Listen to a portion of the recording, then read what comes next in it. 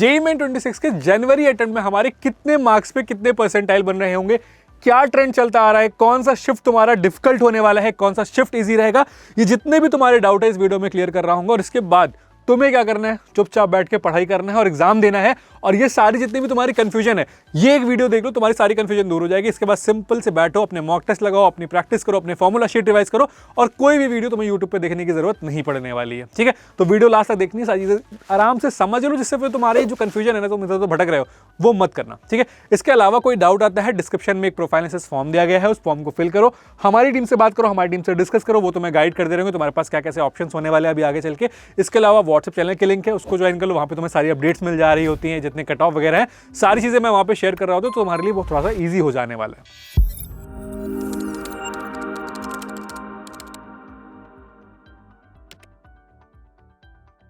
ठीक है, तो देखो सबसे पहले हम ये डिस्कस करते हैं कि भैया कौन सा शिफ्ट इजी रहेगा, कौन सा शिफ्ट डिफिकल्ट रहेगा। तो देखो तुम्हारे पास 21st है, 22nd है, 23rd है, 24th है एंड 28th है। अब हर दिन तुम्हारा दो शिफ्ट है, शिफ्ट 1, शिफ्ट 2। ठीक है, हर दिन सेम पैटर्न तुम्हारा फॉलो हो रहा होगा। फर्स्ट जो तुम्हारी शिफ्ट होती है वो कब से होती है, वो तुम्हारी 9 से 12 वाली शिफ्ट हो रही होती है, और सेकंड शिफ्ट तुम्हारी 3 से 6 वाली हो रही होती है। अब सिंपल सा एक लाइन में समझो कि तुम्हारी शिफ्ट इजी भी हो सकती है, तुम्हारी शिफ्ट डिफिकल्ट भी हो सकती है।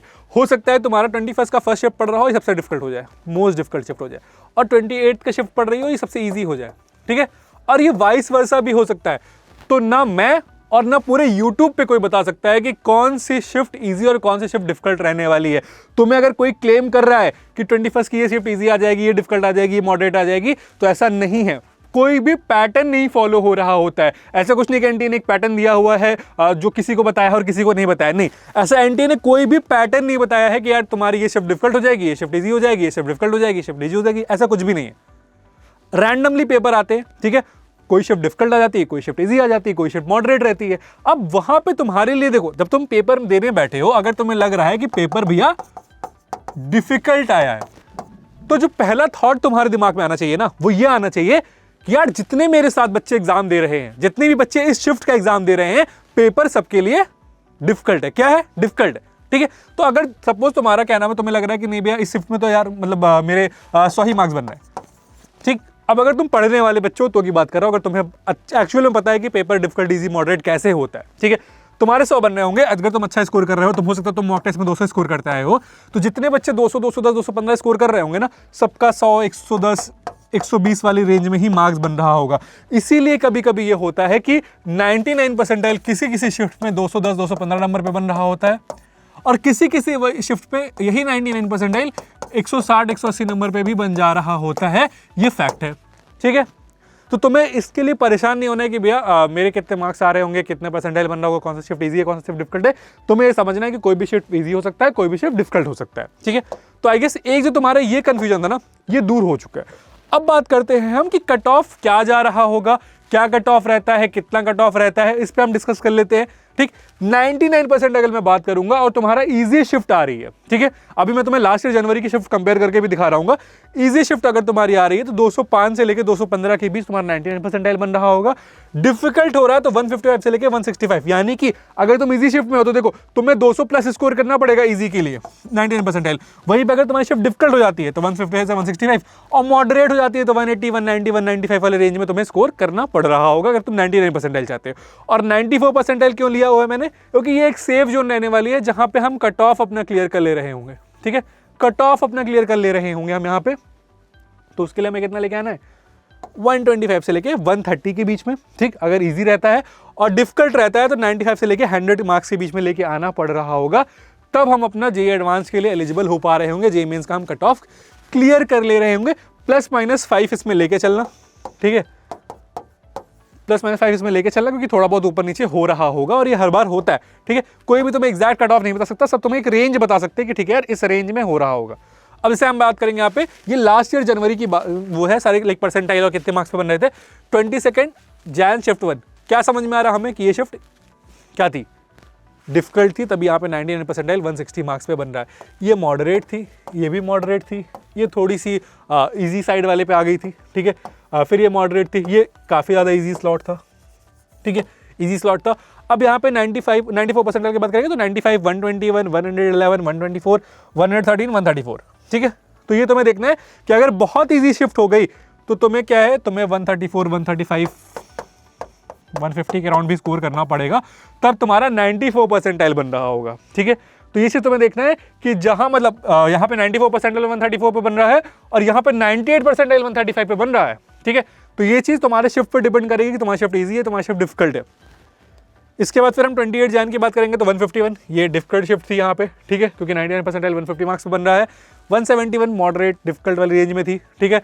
29 ये भी तुम्हारी थोड़ी सी डिफिकल्ट साइड पे शिफ्ट थी और 175 ये भी मॉडरेट और डिफिकल्ट वाली रेंज में तुम्हारा शिफ्ट था और 94 परसेंटाइल 90, 110, 114, 120 इतने मार्क्स में तुम्हारा बन रहा था। ये मैं व्हाट्सएप चैनल पे भी डाल दूंगा तो उसको भी तुम वहां से चेकआउट कर लेना।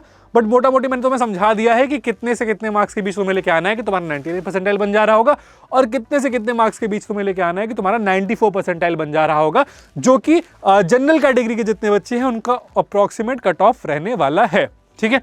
मिनिमम कट ऑफ मार्क्स की बात कर लेंगे कि भैया कितने मार्क्स मिनिमम मैं लेके आऊं कि जो है मैं जे एडवांस के लिए क्वालिफाई हो जा रहा हूं। कैटेगरी वाइज अगर हम बात करेंगे तो देखो, अगर आप जनरल कैटेगरी से बिलोंग कर रहे हो तो तुम्हें 110 से लेके 125 मार्क्स के बीच में लेके आना पड़ रहा होगा। अब यहाँ पे प्लस माइनस 5-10 हम लेके चल रहे होंगे। जैसे तुमने देखा था कि वहां पे 134 आया था, अगर बहुत ज्यादा इजी शिफ्ट हो गई तो 134 पे 94 परसेंटाइल बना था, ठीक है। तो वही चीज है कि प्लस माइनस 10 हम लेके चल रहे होंगे। ओवरऑल हमें 110 में से 110-125 की रेंज में लेके आना पड़ेगा। ईडब्ल्यूएस कैटेगरी की बात करेंगे तो 70 to 80, ओबीसी कैटेगरी की बात कर रहे होंगे तो 65 to 75, एससी कैटेगरी की बात कर रहे होंगे तो 40 से लेके 45, एसटी कैटेगरी की बात कर रहे होंगे तो 30 से लेके 35, यानी कि हमें इतने मार्क्स लेके आने पड़ेंगे तब हम जो है जे एडवांस के लिए एलिजिबल हो पा रहे होंगे। फिर एक जो सवाल आता है कि भैया कितने मार्क्स लेके आऊं कि मुझे एनआईटी मिल जा रहा हो, ठीक है, कि मतलब मुझे अगर एनआईटी में एडमिशन लेना है तो मुझे कितने मार्क्स लेके आने पड़ रहे होंगे। तो अगर हम टीयर 1 एनआईटी में बात करेंगे, इसको हम क्लियर कर देते हैं। टीयर 1 एनआईटी की बात करता हूं, देखो टीयर 1 वो एनआईटीज होती है, एनआईटी ट्रिची हो गई, वारंगल हो गई, ठीक है, एमएनआईटी इलाहाबाद हो गया, जयपुर हो गई, ये सारे तुम्हारे टीयर 1 एनआईटीज में आ जा रहे होते हैं, जहाँ पे प्लेसमेंट तुम्हें अच्छी मिल रही होती है, जो अच्छे सिटीज़ में भी होते हैं, जहाँ पे इंफ्रास्ट्रक्चर बहुत अच्छा होता है, जहाँ पे फैकल्टीज़ बहुत अच्छी होती है, जहाँ का एलुमनाई नेटवर्क काफ़ी अच्छा होता है, वो तुम्हारे टीयर 1 कैटेगरीज में आ जा रहे होते हैं। तो टीयर 1 कैटेगरी में अगर हम एनआईटी की बात करेंगे तो 220 से लेकर 230 प्लस तुम्हें स्कोर करना पड़ेगा अगर तुम सीएससी जैसी ब्रांचेस को टारगेट कर रहे हो तो। वहीं पर अगर तुम्हें कोई भी ब्रांच चल जा रही होगी तो 160 प्लस, टीयर 2 में 200 प्लस, 150 प्लस, टीयर 3 में 145 प्लस और यहाँ पे एनी ब्रांच के लिए 120 प्लस। तो तुम्हें मोटा मोटी ये स्कोर लेके आना पड़ेगा कि तुम्हें एनआईटीज में एडमिशन मिल जा रहा हो। तो आई गेस जितने भी तुम्हारे डाउट रहते हैं मैंने यहाँ पे कवर कर दी कि भैया कौन सी शिफ्ट ईजी होगी, कौन सी शिफ्ट डिफिकल्ट होगी, कितने मार्क्स पे कितना परसेंटाइल बन रहा होगा, कितना कट ऑफ लेके आना है, मिनिमम एनआईटी के लिए कितने मार्क्स हमें चाहिए। तो सारे डाउट्स तुम्हारे क्लियर हो गए। अब तुम्हें क्या करना है, तुम्हें ट्राई करना है कि तुम जनवरी अटेम्प्ट में सबसे बेस्ट परफॉर्मेंस देके आओ, क्योंकि जनवरी में यार होता क्या है कि कम मार्क्स पे भी ज्यादा परसेंटाइल बन जाते हैं और कंपटीशन कम रहता है। अप्रैल में क्या होगा, अप्रैल में तुम यही देखोगे जो तुम्हारे 170 मार्क्स पे 99 परसेंटाइल बन जाएंगे ना, अप्रैल में 180 190 तक ये चला जा रहा होगा, ठीक है, तब 99 परसेंटाइल बनेगा। तो अभी तुम्हारे पास बेटर अपॉर्चुनिटी है कि 99 परसेंटाइल स्कोर करो, सेफ जोन में रहो, एटलीस्ट 98 के ऊपर स्कोर करो, सेफ जोन में रहो, जिससे तुम जे एडवांस की प्रिपरेशन अच्छे से कर पा रहे हो। तुम्हें ये टेंशन नहीं हो कि नहीं यार भैया मेरा तो एनआईटी भी नहीं हो रहा है।